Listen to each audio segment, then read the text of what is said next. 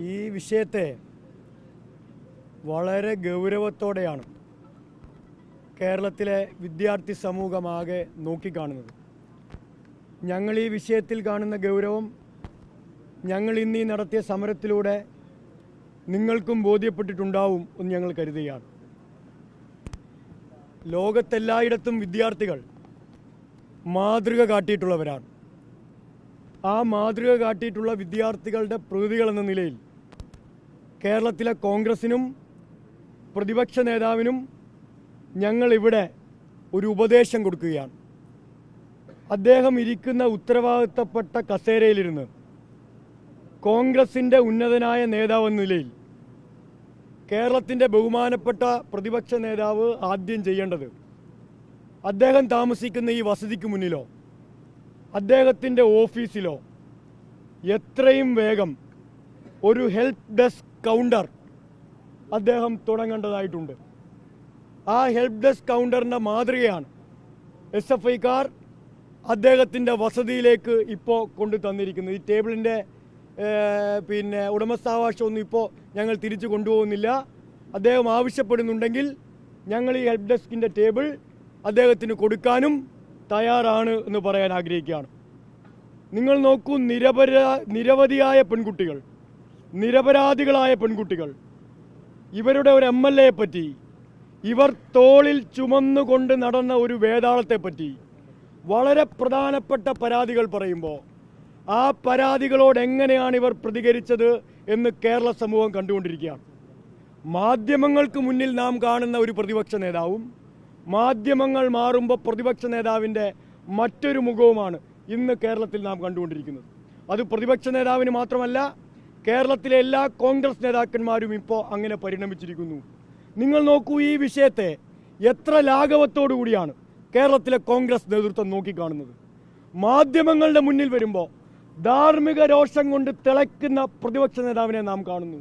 ഞങ്ങൾ ചോദിക്കട്ടെ, കേരളത്തിലെ SFI, കേരളത്തിലെ വിദ്യാർത്ഥികൾ, കേരളത്തിലെ പൊതുസമൂഹം, നുണകൾ കൊണ്ട് എത്ര നാൾ ഇവർക്കിങ്ങനെ പിടിച്ചു നിൽക്കാൻ കഴിയും? നുണകൾ കൊണ്ട് തീർക്കുന്ന കൊട്ടാരത്തിനകത്ത് എത്ര നാൾ ഇവർക്കിങ്ങനെ ഒളിച്ചു നിൽക്കാൻ കഴിയും? പ്രതിപക്ഷ നേതാവിന് വളരെ പ്രിയപ്പെട്ട, പ്രതിപക്ഷ നേതാവിനോട് ഏറെ വ്യക്തിപരമായി ബന്ധമുള്ള കേരളത്തിലെ ഒരു സിനിമാ താരം പ്രധാനപ്പെട്ടൊരു ആരോപണം ഉന്നയിച്ചപ്പോൾ ഇത് പ്രതിപക്ഷ നേതാവിനും അറിയാം എന്നാണ് ആ പെൺകുട്ടി കേരളത്തോട് വിളിച്ചു പറഞ്ഞത്. പ്രതിപക്ഷ നേതാവ് പറഞ്ഞത്, എന്നോട് ഈ കുട്ടി പരാതി പറഞ്ഞിരുന്നു, ഞാൻ സ്നേഹപൂർവം, പണ്ട് അൻവറിനെ കാണാൻ ഇതേ മഹത് വ്യക്തി പോയപ്പോൾ ശാസിച്ചതുപോലെ സ്നേഹപൂർവം, കൊല്ലാനൊന്നും കഴിയില്ലല്ലോ, സ്നേഹപൂർവം ശാസിച്ചുകൊണ്ടാണെന്ന് പറയുന്നത്.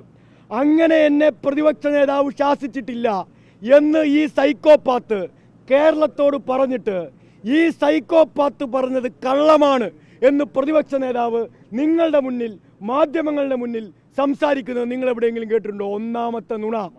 രണ്ടാമത്തെ നുണ, ഷാഫി പറമ്പിൽ ഉൾപ്പെടെയുള്ള കേരളത്തിലെ പ്രധാനപ്പെട്ട നേതാക്കന്മാരോട് പല പെൺകുട്ടികളും പരാതി പറഞ്ഞിട്ടുണ്ടോ എന്ന് മാധ്യമങ്ങൾ ചോദിക്കുമ്പോൾ ഇല്ല എന്ന് നിങ്ങളോട് കള്ളം പറയുന്നതല്ലാതെ യഥാർത്ഥ വസ്തുത പറയാൻ ഇവരാരെങ്കിലും തയ്യാറാവുന്നുണ്ടോ?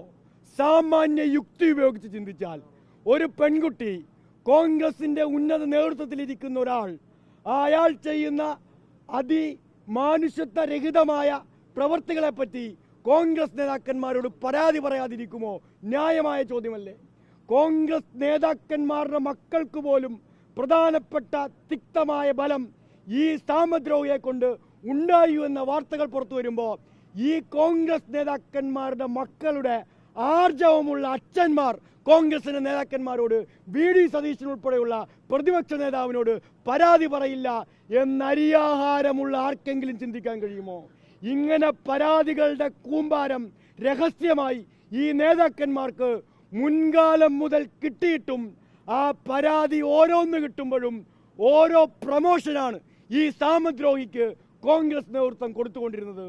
ഓരോ കൊള്ളരുതായ്മയ്ക്ക് ഒരു പ്രമോഷൻ, ഒരു കുട്ടിയോട് നടത്തുന്ന പീഡനത്തിന് ഒരു പ്രമോഷൻ, അങ്ങനെ എണ്ണി എണ്ണി ഈ നേതാക്കന്മാരുടെ പെട്ടിപിടിച്ചതിന് എത്ര പ്രമോഷൻ ഈ പെൺകുട്ടികളുടെ കണ്ണീരിൽ ചവിട്ടി ഈ കോൺഗ്രസ് നേതൃത്വത്തിലുള്ള ആളുകൾ കൊടുത്തു. തുറന്നീ കേരളത്തോട് പറയാൻ ഇവർക്ക് ബാധ്യതയില്ലേ? എത്ര നാളിങ്ങനെ കള്ളം കൊണ്ട്, എത്ര നാളിങ്ങനെ അസത്യം കൊണ്ട് ഈ കേരളത്തെ ഇവർക്ക് മൂടിവെക്കാൻ കഴിയും? ഇതെല്ലാം കാണിച്ചു വെക്കുന്ന കോൺഗ്രസ് ആണ്. ഇതെല്ലാം കാണിച്ചു വെക്കുന്ന കേരളത്തിലെ പ്രതിപക്ഷ നേതാവും KPCC പ്രസിഡന്റുമാണ്.